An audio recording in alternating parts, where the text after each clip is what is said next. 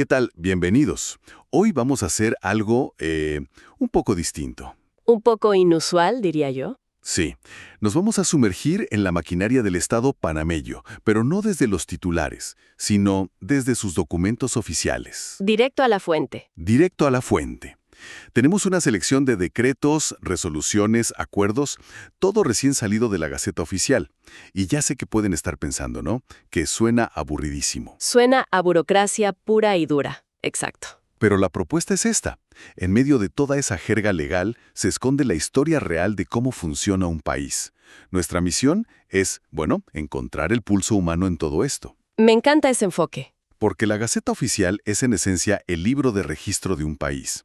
Es donde el Estado comunica sus decisiones. Bueno, vamos a desglosar esto. Dale. Analizarla es entender la lógica, las prioridades y las soluciones que se aplican a problemas muy, muy reales. Es el pulso diario, casi invisible, de la gobernanza. Empecemos por el corazón del poder, el Ejecutivo. Algo que salte a la vista de inmediato es una serie de decretos nombrando funcionarios encargados. Ajá. Por ejemplo, el decreto 295. Nombra a Carlos A. Hoyos como ministro de Relaciones Exteriores encargado, solo por unos días, mientras el titular, Javier Martínez Hacha Vázquez, está en misión oficial. Y no es el único, ¿verdad? Vi que el patrón se repite. Para nada. El decreto 299 nombra a Linda Castillo como viceministra de Comercio Exterior encargada. Luego Eduardo José Mitre Guerra como viceministro de Gobierno encargado, en 2 periodos distintos en noviembre. Y claro, uno ve esto y la primera impresión es como de inestabilidad, ¿no?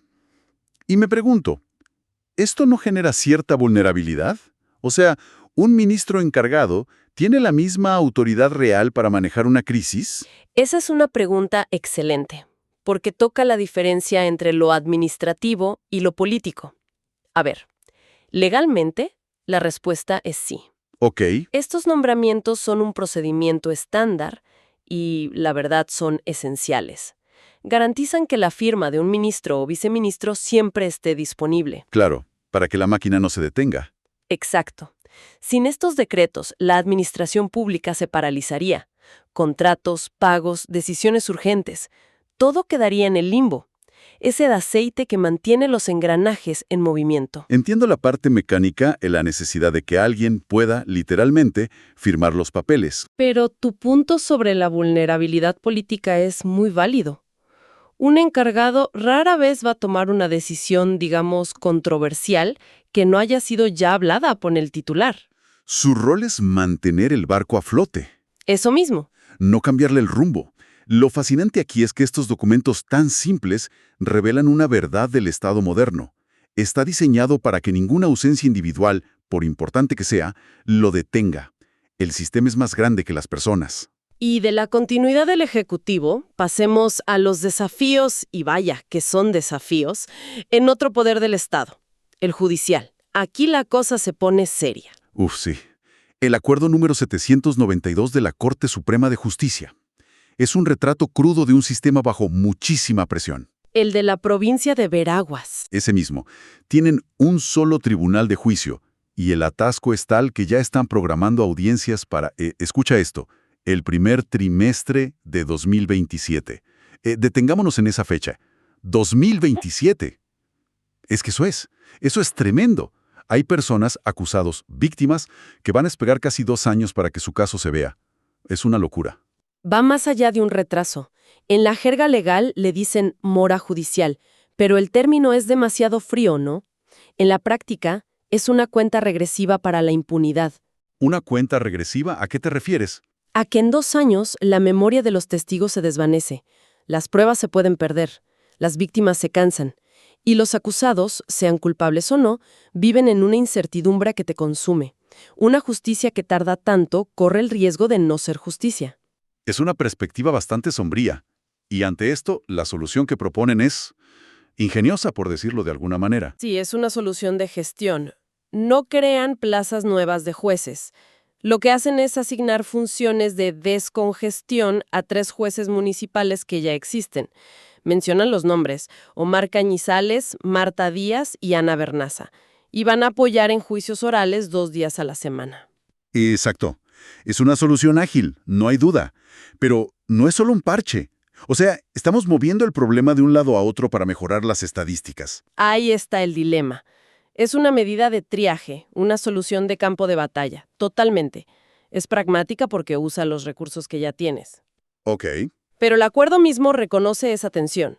Dice que los jueces seguirán con su salario original y que deben coordinarse para no abandonar sus funciones principales. Claro.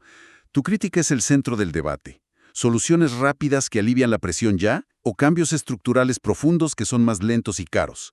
Esto es un torniquete. No es la cirugía definitiva, pero quizá evita que el paciente se desangre ahora mismo. Y mientras el sistema lidia con esa hemorragia, por otro lado ves un esfuerzo logístico de una escala monumental. ¿Te refieres a los jurados? Sí.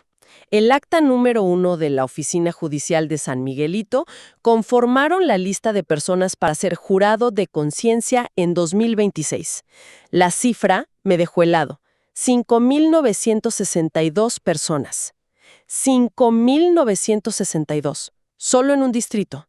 Es una barbaridad. Mi primera reacción fue pensar en la pesadilla logística que debe ser eso. Y lo es. Un jurado de conciencia es la máxima expresión de la justicia ciudadana.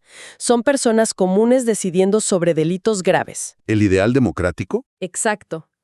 Pero para que ese ideal funcione, la maquinaria administrativa que hay detrás es colosal. Hay que sacar listas del censo, depurarlas, notificar a miles, gestionar excusas. Es un trabajo enorme. ¿Y si lo conectas con el caso de Veraguas? Ves la gran paradoja. Por un lado, una lucha desesperada contra la falta de recursos que causa retrasos de años, y por otro, una inversión masiva de tiempo y gente para sostener el pilar democrático del jurado. Es la aspiración contra la cruda realidad de la gestión, esa tensión entre el ideal y la realidad. No solo se ve en los tribunales, la encontramos en un tema que nos pega a todos, en el bolsillo, el salario mínimo. Ajá. ¿La resolución del Ministerio de Trabajo? La NDM-259-2025. Y ojo, no es que fije un nuevo salario, sino que aprueba el reglamento interno de la Comisión Nacional de Salario Mínimo. Pone las reglas del juego. Y el reglamento es clave porque esa comisión es, por diseño, un campo de batalla.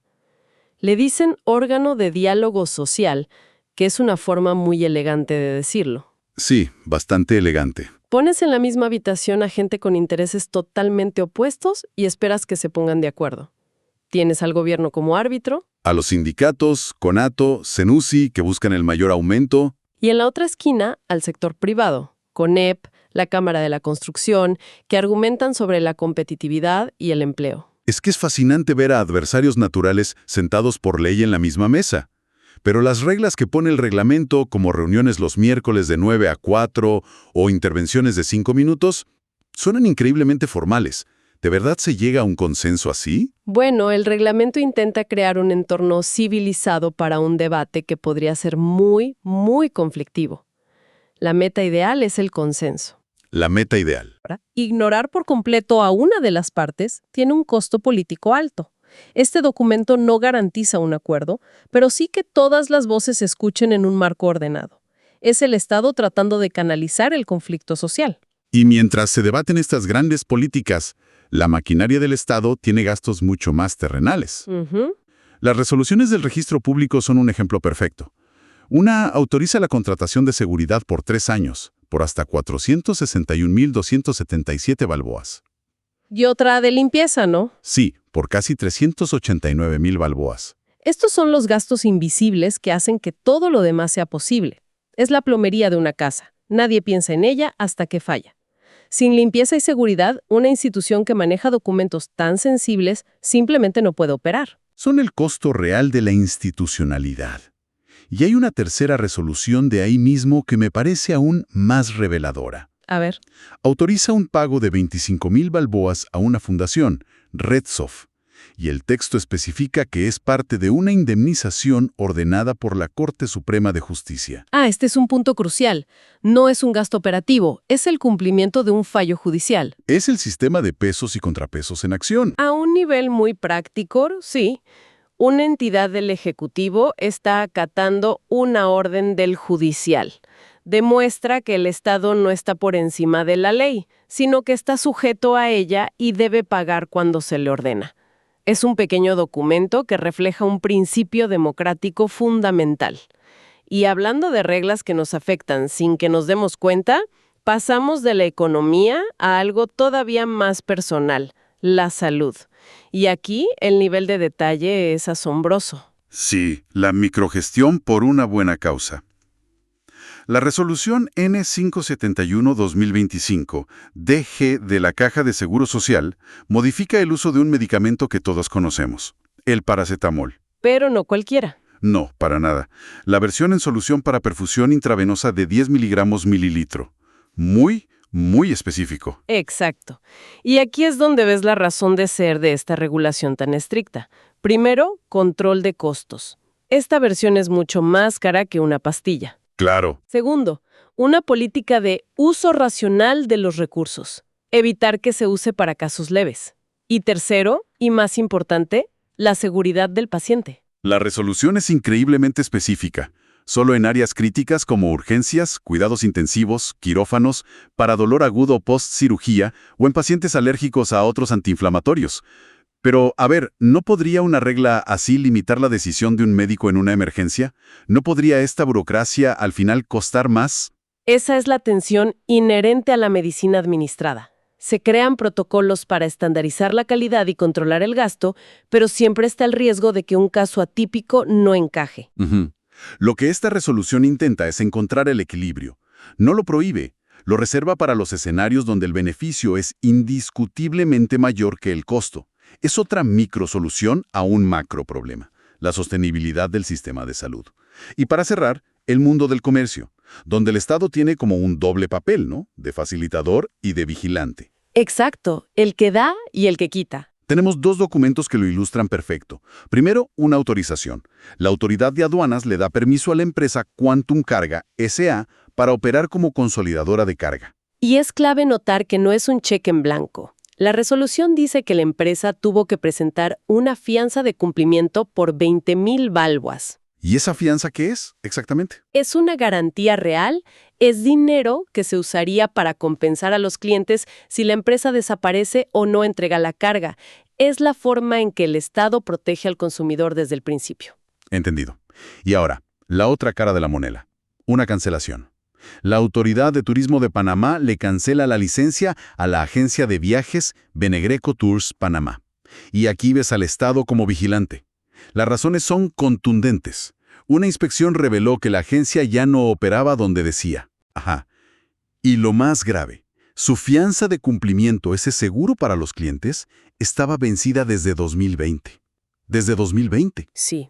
Retirar la licencia no es un castigo, es una medida de protección al mercado. Es decirle a la gente, con esta agencia no, porque ya no tiene el respaldo del Estado. Juntos muestran el ciclo completo de la regulación. Se dan permisos con condiciones y se quitan si no se cumplen. Entonces, ¿qué significa todo esto? Después de este recorrido, la imagen es mucho más clara. Vimos al Estado como un sistema diseñado para no detenerse nunca. Vimos cómo intenta canalizar conflictos sociales inevitables, como el del salario mínimo, a través de estructuras, de reglas. Y su doble rol en la economía. Pone las reglas para jugar y saca del juego a quien no las cumple. Exacto. Hemos descubierto un tema recurrente. La tensión entre los grandes principios, justicia pronta, diálogo social, salud para todos, y las soluciones prácticas, a veces imperfectas, que se toman en el día a día. Para que el sistema no colapse, estos documentos son la evidencia de que gobernar es, en gran medida, el arte de gestionar la complejidad y la escasez con las herramientas que tienes a la mano. Son las piezas de un rompecabezas que revelan el funcionamiento real del Estado. La maquinaria en pleno movimiento con sus ruidos y sus parches. Precisamente. Y esto nos deja con una idea para reflexionar. Estos documentos, que parecen tan áridos, son en realidad el guión de la obra invisible que es el Estado. Y la reflexión es, si esta es la letra pequeña que define nuestra realidad, ¿cuántas de nuestras frustraciones diarias tienen su origen no en una gran conspiración, sino en una simple resolución como estas, esperando en la Gaceta Oficial a ser leída?